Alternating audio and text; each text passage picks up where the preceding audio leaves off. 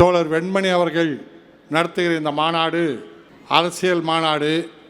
திசை காட்டும் திராவிடம் என்ற இதுவரை திராவிடம் காட்டிய திசையிலே தமிழ்நாடு இந்தியாவிலேயே முதன்மை மாநிலமாக விளங்குவதற்கு திராவிடமே 100 ஆண்டுகளுக்கு முன்னால் தோன்றிய நீதி கட்சியினுடைய வழித்தோன்றலாக வந்திருக்கின்ற திராவிட முன்னேற்றக் கழகம் இன்றைக்கு இந்தியாவிலேயே தமிழ்நாட்டை முதன்மை மாநிலமாக நிறுத்தியிருக்கின்றது. இந்த மாநாட்டை நடத்துவது திராவிட தமிழர் கட்சி என்று சொன்னால் ஏதோ ஒரு சாதி மாநாடாக நீங்கள் நினைத்துவிடக்கூடாது, சாதிக்கான மாநாடாக நினைத்துவிடக்கூடாது. இன்றைக்கு இந்த மாநாட்டில் நிறைவேற்றியிருக்கிற 20க்கும் மேற்பட்ட தீர்மானங்களில் அருந்ததியர்களுக்கான தீர்மானம் 2 அல்லது 3 தான் உண்டு. அத்தனையும் இந்த சமூகத்துக்கு, ஒட்டுமொத்த சமூகத்துக்கு, அவர்கள் எஸ்சியா பிசியா எம்பிசியா என்று இல்லாமல் ஒட்டுமொத்த தமிழ்நாட்டு மக்களுக்கான, தமிழ் தேசிய தமிழ் மொழிக்கான, தமிழர்களுடைய உரிமைக்கான தீர்மானங்களாகத்தான் இந்த மாநாட்டில் வெண்மணியும் திராவிட தமிழர் கட்சியும் தீர்மானங்கள் நிறைவேற்றியிருக்கின்றார்கள். அந்த வகையில் தான் தோழர் வெண்மணி அவர்கள் மாணவர் பருவத்திலிருந்தே ஒரு சமூகத்துக்காக, தமிழ்நாட்டுக்காக போராடுகின்ற ஒரு போர்க்குணமிக்க ஒரு போராளியாக வளர்ந்தவர். அவரும் இங்கே திராவிட முன்னேற்ற கழகத்தின் மாணவரணி செயலாளராக இருக்கக்கூடிய வழக்கறிஞர் ராஜீவ்காந்தி எல்லோரும் கோவை சட்டக் கல்லூரியில் பயின்றவர்கள். அந்த காலகட்டத்தில் தான் கோவை ரயில்வே கோட்டத்துக்காக, சேலம் ரயில்வே கோட்டத்துக்காக நாம் எல்லோரும் எடுத்த போராட்டத்தில் மாணவர்களை திரட்டி முன்னணியில் இருந்து போராடியவர்கள். வெண்மணியும் ராஜீவ்காந்தியும் அப்படி போராடுகின்ற கட்டத்தில் இறுதியாக ஒரு பேச்சுவார்த்தைக்கு வந்தார்கள். கேரளத்தை சார்ந்த அச்சுதானந்தனும் லல்லூர் பிரசாத் யாதவும், முத்தமிழறிஞர் கலைஞர் முதல்வர். கடைசி கட்டத்தில் பேச்சுவார்த்தை நடக்கின்றது. கேரளா, கோவை, திருப்பூர், ஈரோடு 3 பகுதியும் பாலக்காடு டிவிஷனோடு சேர்க்க வேண்டும் என்று கோரிக்கை வைக்கின்றார்கள். நாம் அதை மறுத்து போராடி கொண்டிருக்கின்றோம். இங்கே முழு அடைப்பெல்லாம் நடத்தி போராடினோம். கடைசியாக மாணவர்கள் உண்ணாவிரதத்தில் இருந்த மாணவர்கள் கோவை காந்திபுரத்தில் பார்த்தீர்களானால் எதிரிலே ஒரு மிகப்பெரிய கட்டடம் இருக்கின்றது, மால் இருக்கின்றது. அந்த மாலின் மீது ஏறி நிற்கின்றார்கள் மாணவர்கள். நாங்கள் எங்கள் கோரிக்கை நிறைவேறாவிட்டால் அங்கிருந்து குதிப்போம் என்று. அந்த அளவுக்கு போராட்டம் வீரியமாக நடந்து கொண்டிருக்கின்றது. அங்கே கலைஞர் அவர்களும், லல்லு பிரசாத் யாதவ் அவர்களும், அச்சுதானந்தன் அவர்களும் பேசுகின்றார்கள்.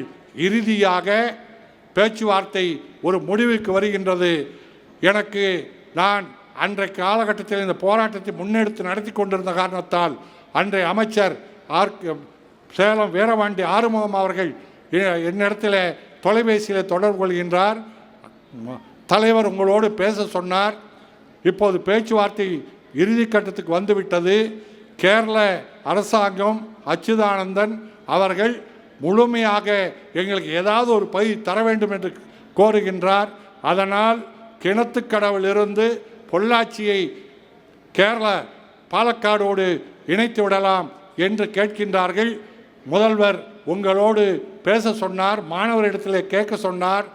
இது இப்போது விட்டு கொடுப்போம், பின்னால் பார்த்து கொள்ளலாம், திருப்பூரும் ஈரோடும் கோவையும் காக்கப்படுகின்றது என்று சொன்னபோது அங்கே முதல்வர் கலைஞர் அவர்கள் போராடுகின்ற மாணவரிடத்திலே கேட்க சொல்கின்றார்கள். நான் வெண்மணி இடத்திலும் ராஜீவ்காந்தி இடத்திலும் போராடுகின்றவர்களோடு பேசுகிறோம், நீங்கள் எடுத்த முடிவு சரி என்று ஒப்புக்கொள்கின்றோம்.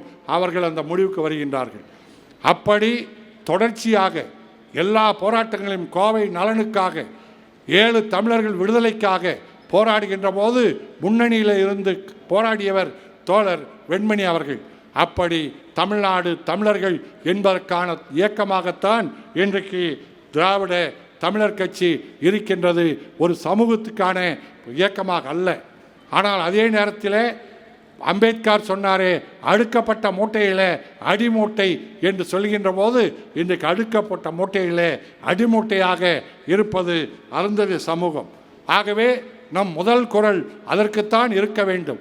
அது பெரியாரிஸ்டுகளாக இருந்தாலும், மார்க்சிஸ்டாக இருந்தாலும், அம்பேத்கர்வாதிகளாக இருந்தாலும், யாருக்கு முதலில் கை கொடுக்க வேண்டும், யாரை முதலில் எடுத்து மேலே கொண்டு வர வேண்டும் என்று சொன்னால் அடிமூட்டையாக இருக்கக்கூடிய மக்களைத்தான் முதலில் அவர்களுக்காகத்தான் இருக்க வேண்டும்.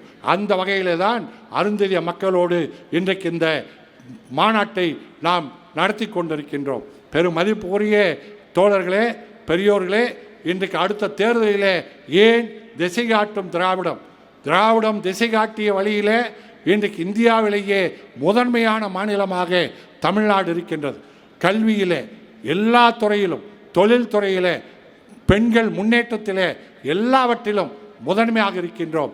எப்படிப்பட்ட நிலையில் மேலே இருக்கக்கூடிய சங்கி கூட்டம், மேலே இருக்கிற ஒன்றிய அரசு நமக்கு சேர வேண்டிய எந்த தொகையும் தராத போதே, எந்த தொகையும் நிதியும் தராத போதே எப்படி தன் கையை ஊன்றி குட்டிக்கரணம் நடிப்பார்களோ அதுபோல இன்றைக்கு தமிழ்நாடு அரசும் ஆளுகின்ற ஸ்டாலின் அவர்களும் திராவிட முன்னேற்ற கழகம் தமிழ்நாட்டு மக்களும் நம் கையை ஊன்றி இன்றைக்கு வளர்ந்து வருகின்றோம். அந்த வகையில் தான் இப்போது 2 நாட்களுக்கு முன்னால் சுபவி எடுத்து சொன்னாரே, அது பக்தர்களுக்கு கூட சொல்லுவார்கள், கொடுக்கிற தெய்வம் கோரையை பிச்சுக்கிட்டு கொடுக்கும் அப்படிம்பாங்க. 2 நாட்களுக்கு முன்னாடி பார்த்தோம், கொடுக்கிற தெய்வம் கோரையை பிச்சுக்கிட்டு கொடுக்கல. நம்மை ஆண்ட முதல்வர் நம்முடைய வங்கி கணக்கில் நுழைந்து வங்கி கணக்கை திறந்து நாம் தூங்கி கொண்டிருந்த நேரத்தில் நம் கணக்கில் 5,000 ரூபாய் வந்து விழுந்தது. 5,000 ரூபாய் வந்து விழுந்தது. தோழர்களே, உடனே அதுக்கு உடனே ஆத்திரத்தோடு பேசுகின்றார்கள். இப்போது தான் கோடை என்று தெரிந்ததா? ஒரு நடிகர் பேசுகிறார், இப்போதான் கோடை என்பது தெரிந்ததா? 2,000 ரூபா வழங்குவதற்கு நடிகரெல்லாம் பேசலாமா? இப்போ தான் வெளியிலே வந்திருக்காரு அவரே. நாம் கேட்குறோம், இப்போ தான் தெரிஞ்சதா, இந்த வருஷம்தான் கோடை வந்ததான்னு கேட்குறாரு. நாம் திருப்பி கேட்க மாட்டோமா? அவர் இப்போ இந்த 2 வருஷமாக தான் +2 மாணவர்களுக்கும் 10th மாணவர்களுக்கும் முதன்மையான வந்தவர்களுக்கு அவங்க கட்சி சார்பில் பரிசுகளை கொடுத்துட்ருக்கார். +2 தேர்வு இப்போ தான் வந்ததா? நீ வந்தவனால தான் வந்தா, விசில் வந்தவனால தான் +2 தேர்தல் வந்ததா? நாம் கேட்க மாட்டோமா? பெரும் மதிப்புக்குரிய தோழர்களே, அவர்களால் தாங்கிக்க முடியல. அங்கே திரைப்படத்தில் வடிவேலு கமலா ஃபேனை 15 ஓடு 20 ஓடும்பார், தாங்களை எரியுது.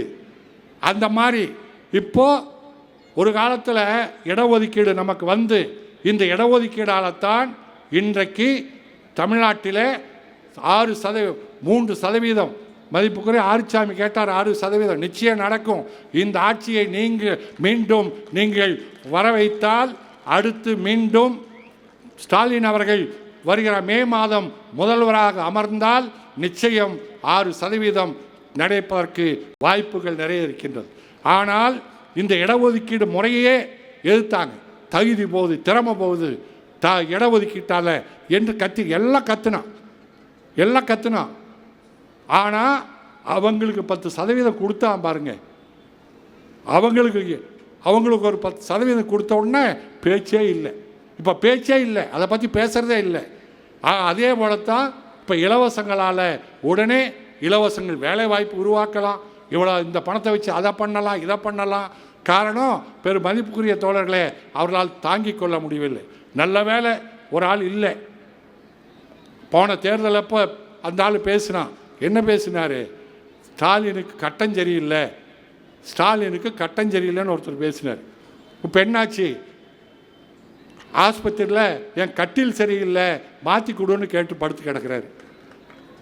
அப்போ அவங்க எல்லாருமே நாம் இந்த தருகின்ற இந்த பணம் வளர்ச்சிக்கான பணம். உலக நாடுகள், ஐரோப்பிய நாடுகளில் கூட தர்றான்.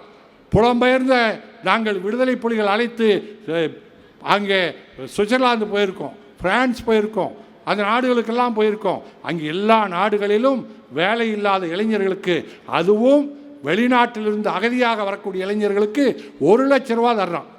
1 லட்ச ரூபா தருது ஐரோப்பிய நாடுகள். ஆனால் எது வரைக்கும்? வேலை கிடைக்கிற வரைக்கும். அந்த நாடுகள் வேலையும் உடனே வாங்கி கொடுத்துருவாங்க. அது வரைக்கும் 1 லட்ச ரூபா இலவசம். அது ஒரு மாற்றத்துக்கான தொகை. அந்த வகையில் தான் இன்றைக்கு தமிழ்நாடு பல்வேறு வகையில் வளர்ந்திருக்கின்றோம். நாம் ஏன் இந்த திசை காட்டு மாநாடு இவர் நடத்துகிறார், ஏன் இவ்வளோ துடிக்கிறோன்னு சொன்னால், நம் பெரியார் ஆகட்டும், திராவிட இயக்கமாகட்டும், கல்வி கல்வி கல்வி படிப்புத்தான்.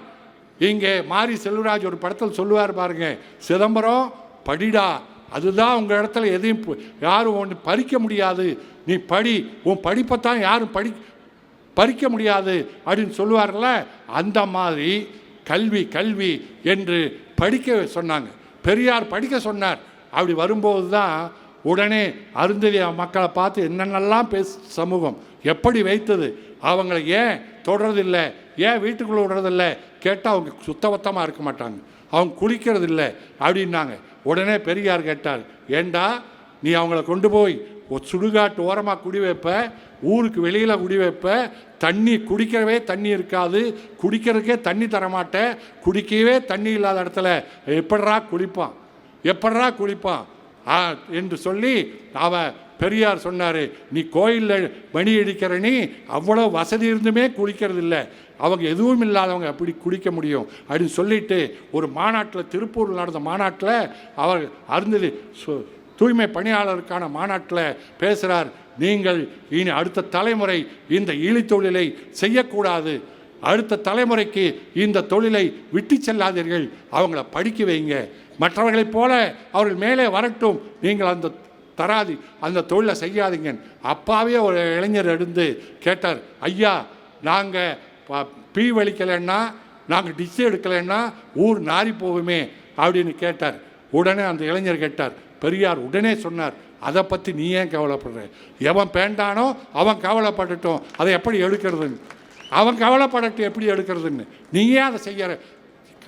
ஆனால் பெரியார் சாமி இல்லைன்னு சொன்ன பெரியார், ஜாதி இல்லைன்னு சொன்ன பெரியார், மதம் இல்லைன்னு சொன்ன பெரியார், நம்ம சமூகம் மேலே மேலே வரணும்னு இவ்வளோ கவலைப்பட்டார். ஆனால் இன்னைக்கு சங்கி கூட்டம் மோடி என்ன சொல்கிறாரு, விஸ்வகர்மா யோஜனான்னு ஒரு திட்டம் கொண்டு வந்து உன் தொழிலை, அப்பந்தொழிலை நான் 3 லட்ச ரூபா கொடுக்குறேன். ராஜாஜி சும்மா சொன்னார், இவர் 3 லட்சம் கொடுத்து சொல்கிறாரு, அப்பந்தொழிலை செய்யி, அப்பந்தொழிலை செய்யி, காரணம் நீ மேலே படிக்காத. அதை நம்ம கூமுட்டை, இங்கே ஒன்று செந்தமிழ் செந்தமிழ்னு சொல்லிட்டு இங்கே ஒரு கூமுட்டை, எல்லாரும் டாக்டர் ஆகிட்டா யார் யார் யார் வருவா, எல்லாரும் டாக்டர் ஆகிட்டா யார் நோயாளியாக இருக்கிறதார் இரு. ஆனால் அவ என்னென்னலாம் கிளப்பி விடுறான், ஆடு மாடு மேய்க்க சொல்கிறான், படிக்க வேண்டாங்கிறான். ஆடு மாடு செய்கிறது பெரிய தொழில், பெரிய தொழில், வளமான தொழில்னு சொல்லி ஆடு மாடு மேய்ப்பது, நாம் ஒன்றும் யாரும் ஆடு மாடு மேய்க்கிறவங்களை குறை சொல்ல. அது ஒரு காலம் நாம் வளருவதற்கு முன் ஆடு மாடு மேய்க்கலாம் சரிதான், ஆனால் காலம் முழுவதும் அவங்க மட்டுமே மேய்க்கணும். நீ மேலே மேலே படிச்சுக்கிட்டே போவ, நீ எல்லாம் வளமாகிட்டே போவ என்ற நிலையிலே தான் பெரியார் அவர்கள் படி படி என்று சொன்னார்கள்.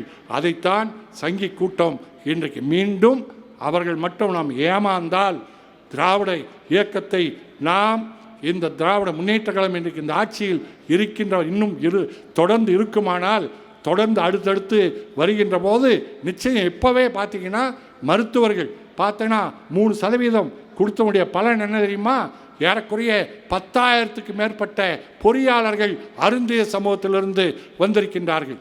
10,000 பேர்த்துக்கு மேலே வந்தாச்சு. 3,000 பேர் மருத்துவர்கள், 3,000 மருத்துவர்கள் அருந்திய சமூகத்தில் வந்திருக்கின்றார்கள். பெரியோர்களே, இன்றைக்கு நம்ம கண்ணுக்கு முன்னால் நடந்திருக்குது. ஒரு நகரத்தினுடைய தூய்மை பணியாளர், அப்பா தூய்மை பணியாளர், நகர சுத்தி தொழிலாளி, மகள் நகராட்சி கமிஷனராக வந்திருக்காங்க.